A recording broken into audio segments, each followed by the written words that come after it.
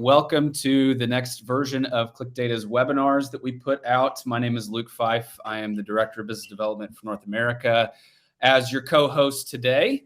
And we have a real privilege to have my other co-host in the room, who is the VP of Digital Experience at SageNet, Ivy Dickson. Welcome to the webinar. Thank you, Luke. Thank you very much for having me, and thanks to ClickData for putting together this webinar series. Absolutely. Just a few housekeeping items for all of us today. It sounds like, Ivy, you can hear me clearly. I'm having some folks ping me. Video and audio appears to be going through well. Just as a reminder, this webinar is recorded, so if you find it to be valuable, you can either go back and watch the recording afterwards or send it to other teammates that were unable to join but wanted to hear the content. It will also be available where you can view it is on our website and YouTube channel. A couple different ways to interact with us throughout the course of this is through the moderated chat that we have there in your web browser or application, depending on how you're viewing this. And if there is any specific points that Ivy and I share that you find to be insightful, please use the ClickData webinar hashtag in order to allow us to be able to see what was meaningful to you along the way. So what are we going to be covering today? What we're going to do is kind of a quick overview of who SageNet and ClickData are and the very quick Better Together story of why we're doing this today. We'll jump into kind of best practices that we see in blending these physical and digital worlds in this buzzword omnichannel way. And then we'll kind of get into what Ivy and I kind of see is a couple trends that we're noticing of what is going to be the future of omnichannel customer experience. At the end, we will answer any of your questions. So feel free at any point in time to log those in the chat. That is when we will handle them. Ivy, anything that you'd like to share before you jump into who SageNet is? I mean, you've set the bar high, Luke. You said if anything was of note, they could tweet it. I know. I'll be interested to see. Lots of pressure here, Ivy. But no, thank you for the intro, and I'll take over from there. So, for those of you who don't know who SageNet is, SageNet in a nutshell is a managed service provider. The reason we show this slide is really if you think about it, SageNet's the best part of SageNet is that we take best in breed technologies in many different areas, whether it be digital signage or whether it be pure connectivity or security or Wi-Fi, and then whatever may be coming next. And this is where this conversation with ClickData is very pertinent, right? As the technology landscape changes very quickly, we have to bring in those technologies that are available to our end customers and to their end customers in many cases and make those valuable. But we do that through a traditional managed services model, but in a way that allows a baseline foundation to be set, and then bringing together the connectivity and managing and maintaining that not only in one location, but in thousands or tens of thousands over what might be hundreds, if not thousands of days. And this is very key for us to be able to make that technology come alive. And one of the things I love about this conversation that we're having today is that this is really about taking technologies that in many respects are very disparate of each other, right? Or disparate of each other, and saying, hey, how does digital signage or digital engagement at a brick and mortar environment tie to a data environment or personalized data from a consumer, and how do you make that a more valuable transaction when you're at retail or you're in a quick serve restaurant environment or otherwise. So SageNet obviously can be found at sagenet.com if you want more information, but hopefully that kind of sets the stage for why we come together. And my role, as Luke said, is really around digital engagement, the use of digital signage and digital engagement technologies, whether it be in traditional retail or in quick serve restaurant. So, Luke, you want to talk a little bit about ClickData? Absolutely. And some interesting context for those of you that are on. My sales career started reporting to IV, working at SageNet, and so there's a very deep relationship that goes beyond just a business partnership between ClickData and Very much SageNet so. that is very exciting. So, who is ClickData? ClickData is an end-to-end business intelligence platform. Why is end-to-end a differentiator? Well, if you look at other BI tools out in the market, really we see that entire, two things. One is 80% of the work to get to the eventual dashboard or report that someone ends up consuming is done prior to actually presenting that data to that end customer. Second is most of the other, if not all other BI providers that are out there today are really just the presentation layer, and all the work behind it is separate tools, technologies, and teams that are incredibly expensive, super technical, very hard to work with. And so ClickData came in and said, hey, this shouldn't be this way in 2022. That was actually 2015 when it was started.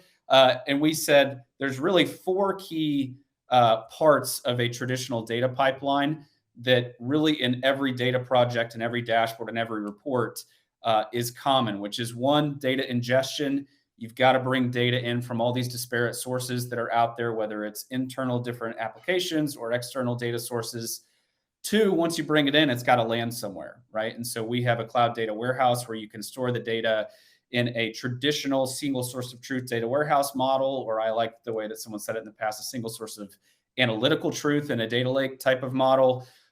Step three is just because the data lands there doesn't mean it's ready to be pushed into a dashboard. So you've got to do data prep and normalization and ETL work in order to bring it into step four, which is what everybody sees in the presentation layer, either through a dashboard or report. And the great thing is we've orchestrated a platform that makes that as low code or no code as possible, and easy to use for even non-technical business users. Now, you may be asking, okay, so a managed service provider in a data company, why is this better together? And as Ivy and I discussed, and as we get into best practices here, very broadly, there are three parts to an omni-channel architecture. Let's say that way when we talk about it from a technology standpoint. You have the digital side of things and all the different channels and sources there is as the first step. Step two is really kind of the integration point between the physical and digital. And then step three being the actual physical place of business. SageNet obviously fitting very well into maximizing the physical place of business. ClickData fitting as a great integration point, which we felt like as we discussed this topic, those are the two biggest problem areas. Not that the digital side is not complex in its own right, but that these are two that really we see a lot of trends of brands trying to close the gap in those two areas where there's been a lot of investment and focus on the digital side over the past 5, 10, 15 years. And so that is why we are speaking today. But they didn't come to hear a pure sales pitch. They came to hear best practices and thought leadership around how do you build an omni-channel customer experience? What are all the pieces and parts and best practices, and what do we see going into the future? And not to launch into a large diatribe, but these first few points are mine. So I'm going to try to roll through these quickly to get to UIV.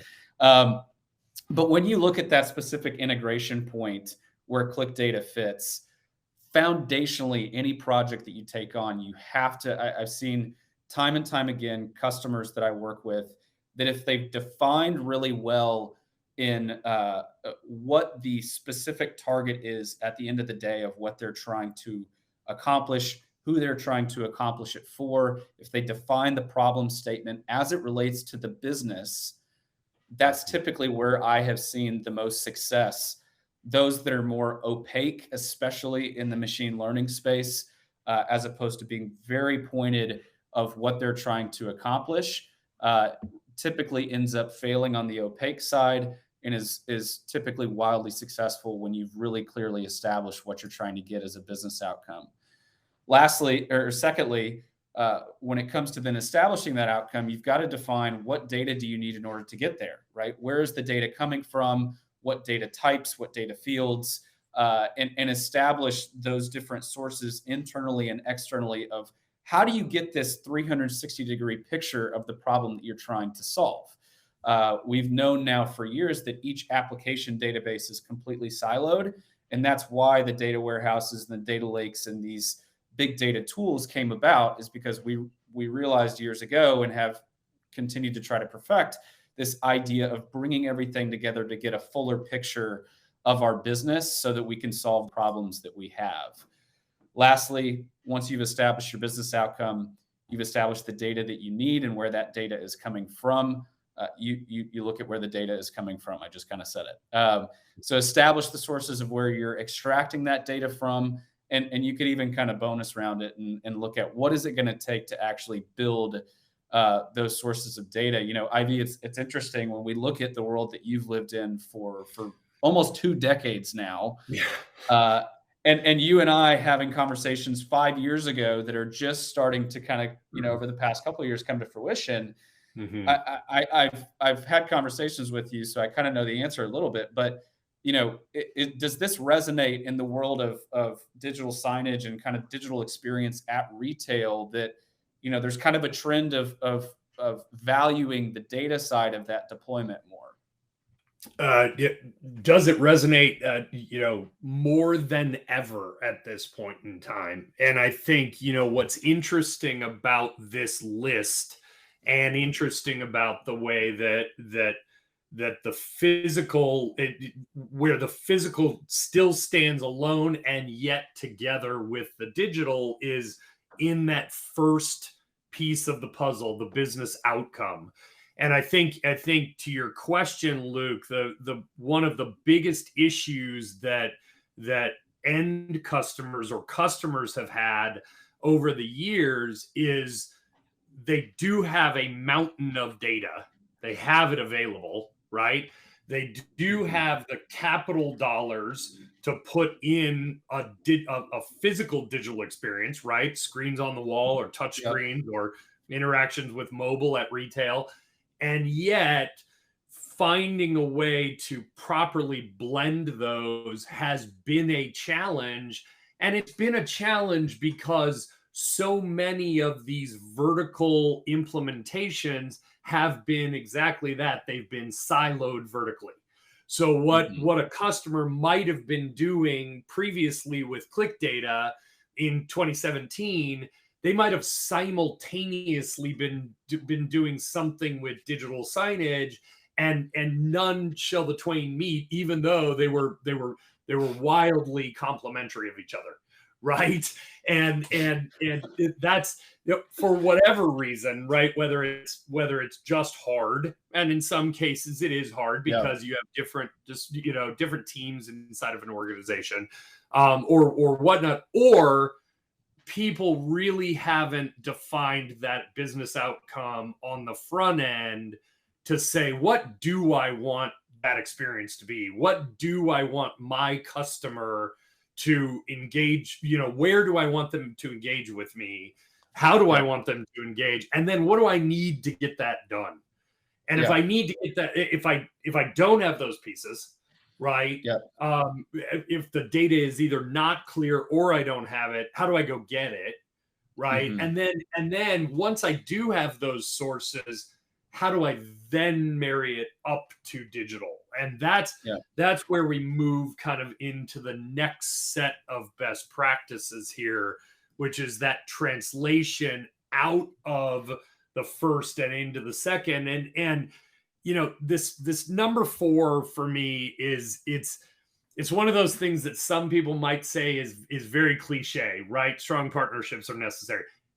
Yes, it's a given. However, it's amazing how often strong partnerships are not created for the purpose of getting to the right outcome for the client and subsequently for the end customer. And those strong partnerships do 2 or 3 things in this type of exercise with a physical digital match. The first thing it does is, did you get all the pieces that had to be pulled together, right? Because click data is and Luke, you have a background in this, but I would say you'd probably agree that click data is not a subject matter expert in how to hang a screen and turn it on and run content on it, right? And to that same We don't employ extent, those kind of people. that's right. And by the way, we do not gather data and create reports and understand how that data works and Yep. simplify that so that you don't have to write mountains of code. And so those partnerships, that's where it becomes pseudo cliche in this commentary. However, where it's not cliche and it's extremely key to this discussion is that when you're in the moment, when you've deployed the solution and it's either doing exactly what it's supposed to be doing, or maybe it has some gaps, right? We've missed the mark somewhere and we've got to fix it.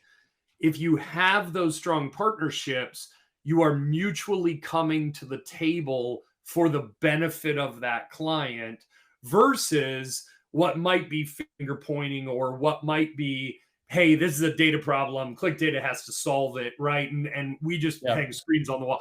You don't get into those conversations. And in the end, what ends up happening is those partnerships become one versus multiple companies that are out there. And Luke, I live and die by partnerships in this world. The ecosystems that make up digital signage and the world that we live in are very key from that perspective. But there's two more best practices. I was going to say, just to give you some kudos, you are a quintessential example of how success breeds success, and surrounding yourself with the right partners that you have done. You've been through, kind of like the gauntlet with, have forged very strong relationships that then, for the benefit of the end customer, is huge. So, well, and I appreciate that. And by the way, I've walked down some fiery paths, so they're not all perfect. So, but this number 5 one is really a key for me. Digital signage, and many people have heard me say this. Luke has heard me say it many times. Digital signage is not incredibly hard. It can be incredibly complex. It can be complex from a data perspective. It can be complex from a hardware perspective. But when you excel in these environments, especially when you take it to a physical manifestation, making it look simple is very key. The consumer who's taking this experience on does not want to get mired in how complex it was to put together.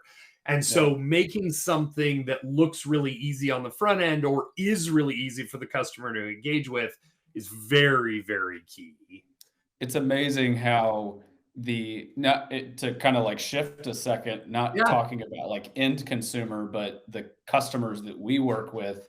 It's amazing how there's a ton of folks that we work with collectively that see that's, I think, I don't know if fail to understand or maybe don't understand the total depth of how delivering on what it is that we're talking about today is a mix of a multitude of different technologies, people, processes. I mean, it spans the gamut, and how interesting it is that you could bring the right pieces and parts together, but in how the delivery comes across, just like for a brand to an end consumer in a B2C space, it can be amazing how great of a product you may have created.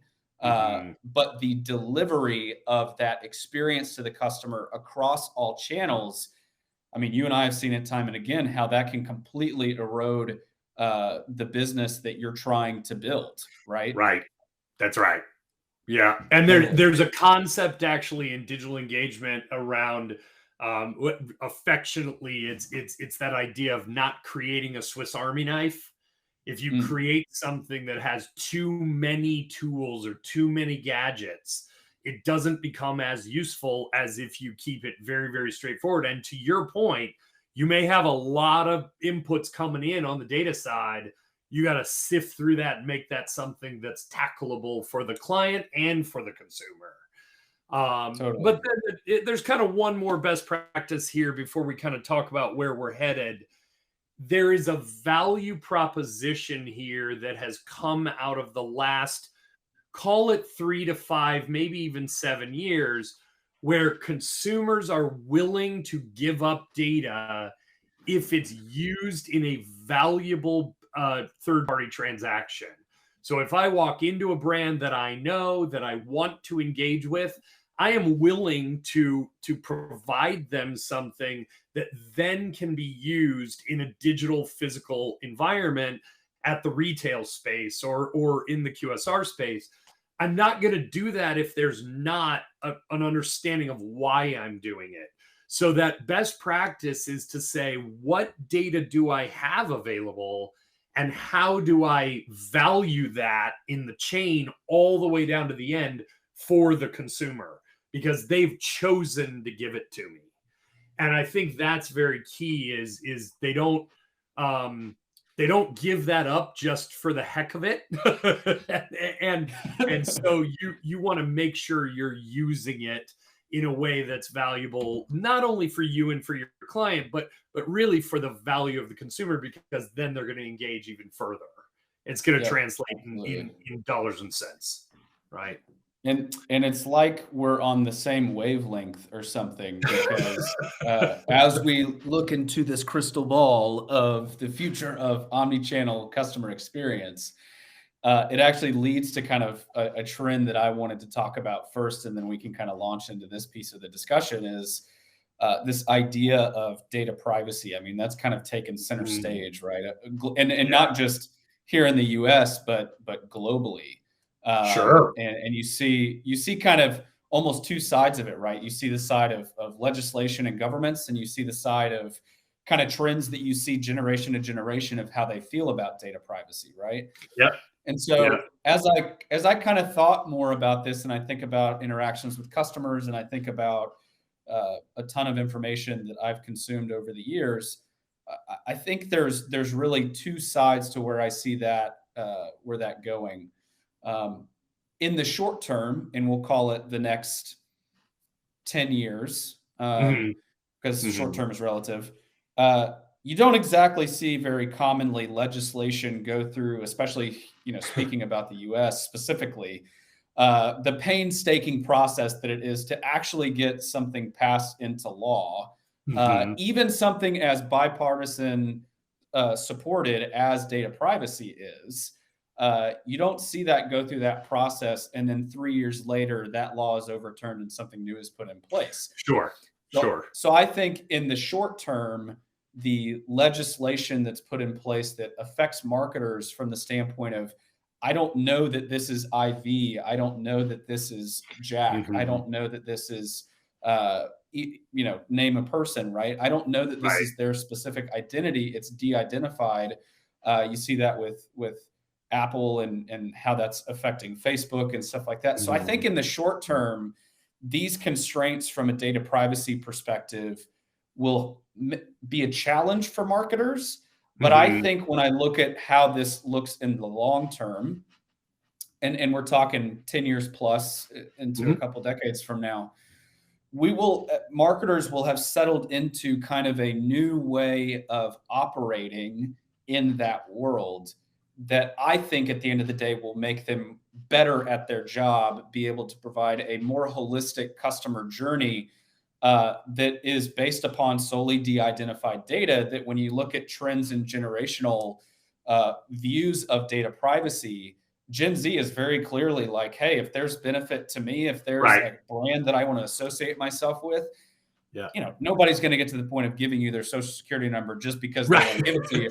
But they're fine with giving you their email. They're fine with even giving you their phone number. They're fine with. So I think in the long term, these constraints that we'll see over the coming decade or two, I think eventually that'll loosen a little bit. And because of the constraints, I think it'll actually lead to an even greater future for marketers, because they've learned how to operate in a more constrained environment. But Ivy, I'm curious to see what you think about that. Yeah, it's an interesting piece of the puzzle, and if you think, I actually just passed my 16-year anniversary in digital experiences, and Congratulations. thank you. So, and what's interesting about it is omni-channel it's been a favored word and a non-favored word depending on the quarter that you're in during a specific year, right? So it goes in waves. However, the better part of a decade or so ago, the conversation of omni-channel was, how does my brand look the same in all touch points? So how if I'm interfacing with Target or with McDonald's or with whoever, right? How do the touch points that the consumer's gonna interface with me, how do those all look and feel the same? Right? Mhm. TV and web and mobile and digital at retail and whatnot. Where that's changed now, and it was highly augmented during the pandemic, was, how does the customer experience become more seamless and the same throughout? Yep. How do I reduce the impact of someone interfacing with me? So marketers have figured out how to make their brand look the same everywhere, right? Have the same brand impact everywhere in these different mediums that we work with. But now it's about the consumer saying, if I interact with you, I'm on your website and then I go to your mobile device and then I go into a store. How does that experience become more seamless with me to transact with you? That is where data becomes valuable about the consumer, because to your point, they will give up data that has value to create a more seamless relationship with them, right? Yep. And QSR pickup is a great example of this, right? Curbside. I now have the ability to log into a mobile device, make my order, pull up, and I can actually hit the button in my mobile device and they'll bring it out, right? Mhm. Because I've given them all the data they need to make all those transactions happen and tie that to the Yep. order and bring it out. Same thing with retail and same thing. And so that's where that experience becomes key. And I think where omni-channel will excel now is taking that personal experience that you have with a trusted device in your phone or even on a laptop or otherwise, and bringing that and augmenting the retail experience. It's no longer going to be, hey, I'm pulling up Amazon over here to see what is there. It's now, I have a cart, I built it, I come into the store, I see that cart, right, with an associate. The associate says, we have these 3 items, these we don't. Here's counter items that go with it. And all of a sudden, I'm having a streamlined, smart experience. I Yep. think that's the future. And that's where the real physical digital combination come together as one. And this leads perfectly into kind of the second thing that I was seeing, which you and I have talked about for years, actually, just this wild concept of, like, in the past, it was, to call it 15, 20 years ago, it was purely really retail because the internet was kind of still taking off, right? Mhm. And so it was this slow retail to now having an e-commerce side of their business. But then as the internet really kind of took root, then you had this transition of purely direct to consumer e-commerce brands that popped up all over the place, who Mhm. had no physical retail locations but were absolutely crushing sales. Right. Um, and and then slowly but surely you had the Untuckits of the world, the Warby Parkers of the Mhm. world, the Mhm. Caspers, and even, who would have thought, Amazon put a physical location Yep. across the country. And even to take it a step further, now you see a lot of Amazon's acquisitions and technology that they've developed that are even for the home, right? And Mhm. obviously, Mhm. if you're kind of looking at that, you're like, all right, that's a little big brother, right? Like, how do I feel about this? But from a marketer's perspective, from a business perspective, I think just asking a very objective question of why that trend is happening is valuable here. And I think it's really for two reasons. One, and you and I have talked about this for a long time. I think it's because brands who thought, hey, the internet's going to basically take over the world, and through the metaverse, maybe it will. I don't know. But at the end of the day, they saw this value of a physical touch point with their customers. And there is such value in the physical place of business, so much so that someone like a MasterCard puts physical locations and tries to create an experience where all 5 of your senses are attributing a smell, a sound, a look, a feel into what you picture to be MasterCard, right? So there's that first part of seeing value in the physical place of business. And second is kind of to come back to the original setting of the table of why you and I are having this conversation is you really look at the digital space, and yes, there are gaps there, right? And companies like Click Data are helping to close that gap from that perspective of actually bringing all the customer data that you have across all of your digital channels together. But there is such a black hole of conversion that exists when it comes to what happens when you leave that brand social media side, what happens when you leave my website, and then exist out in the world today, and then actually come into the physical place of business. Now the problem is you're dealing with people, and people are imperfect and they're not a machine, right? And so I think that trend, the overall trend that is exhibiting in my mind is that brands are trying to close that gap in order to deliver a holistic omni-channel customer experience. What do you think, Ivy? I think very much so. And actually I was just reading an article, I believe it was McKinsey. Even in 2030, the expectation is that 85% of transactions will happen at brick and mortar. If you think about the fact that 85% of transactions happen at brick and mortar, and then you compare that to the size of Amazon, right? The reality is that the physical environment is not going away at a rate where we're going to lose that. We're going to lose it, right? It's not going to disappear. Because of that, there has to be a transactional value in terms of taking that data, making it valuable to me to your point, when I've left the web sphere, when I've left the internet page, when I've left the mobile device, when I'm somewhere where it's not. And I think that's very key. And I think the question that I ask, not only do I ask myself, but I ask customers and clients, I might ask you as well, is the transaction that a consumer is having with you online, is that the same transaction or a different transaction than you want them to have in your brick and mortar space? And for me, I hear two different answers, and I'd love to hear your commentary on this as well. But I think the first answer I hear to that on a regular basis is, yeah, but there's an associate and I want them to engage. But then you transfer that to something like the Amazon, the Go stores, right? Where you're scanning a credit card on the way in, you're picking items up and you're walking out. You're not talking to anybody. Yeah. There might not even be an associate there, right?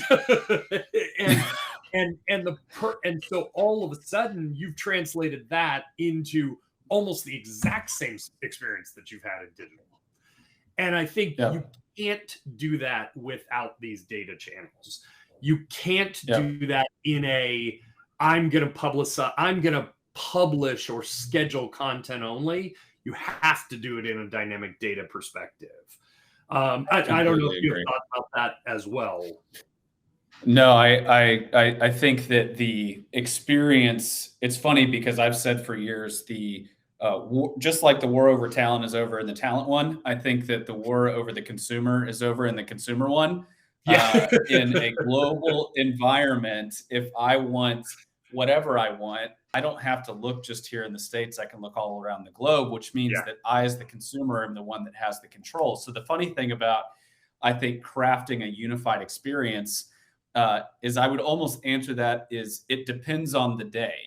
Yeah. Because I think for you could probably empathize with this. Some days I don't want to talk to a person. I want to get in and out, and I want to do what I came here to do, and I want to leave. And I've probably done some work online that I know what I'm coming in to do. Right. And then other days, you're exactly right. I want someone to interact with me. But I don't want them to interact with me uneducated. Right. It annoys me whenever I come in and someone has no idea essentially what I'm coming in for. So I think there is a targeted, unique experience at scale conversation there that's actively happening. Yeah. But yeah, I completely, those are my thoughts. But I want to make sure that we have, and I should have said this at the beginning, that there is someone in the background moderating the chat, and that they're going to randomly start to speak questions. And that would be kind of weird for the audience. But let's move into the Q&A side of things and see what questions the audience has for us. Dan, turn it over to you. Yeah, Luke, there was one question that came through, and I think you kind of touched on it, or you kind of briefly mentioned it about machine learning. But if you could expound on how you maybe see machine learning fitting into the omni-channel marketing in the future, that'd be great. Perfect. Ivy, I'll take this first, and then you can kind of absolutely jump in. But it's interesting as I kind of work with clients, the process that I take them through that I think absolutely has its roots in my days working at SageNet and is applicable to your world, Ivy, is lay your foundation of the entirety of your data stack, of the way that you want your physical place of business to be, your digital channels. Establish what that foundation is and the processes associated with that and how all of those interact with one another. Two, where you can automate, right? So lay the foundation and then create streamlined processes. And then step three, so let's bring it into the data environment and relate it specifically to data. Then you can look at the more advanced side of things, or the more, to your point earlier, of excelling at something simple first, essentially. And that's where I think machine learning comes into play here. I also think that through machine learning, that is how you are going to largely see, unique experiences for a specific consumer at scale. I will say, though, what has happened a lot of times in conversations with marketers and conversations with technologists is there's a board push down or an executive push down initiative to, I think I've heard it this way over and over again, we need AI. We need AI. And it's like, okay, for what purpose, right? So this goes back to my specific point earlier of be very clear and targeted about what you're trying to accomplish. But I think there is really a step before you even get into machine learning, which is that automation stage. And there's a lot of data that you have on your customers today across a multitude of different channels that, based upon how you programmatically schedule content, based upon how you put out different campaigns, right? How you operate in your business. There's a lot of things that you can take with the data that you see and not have to go hire these expensive machine learning engineers and data scientists and data engineers, because that's a minimum 7-figure investment. That's a very complex world. And so to take a step first into how can I take the data that we have today, leveraging, let's say, a platform like a Click Data, bringing all this data together and asking questions of it, how then does that affect the way that we automatically operate with our customers before having to actually predict something? So I think there's absolutely a key part that it plays in marketing now and in the future.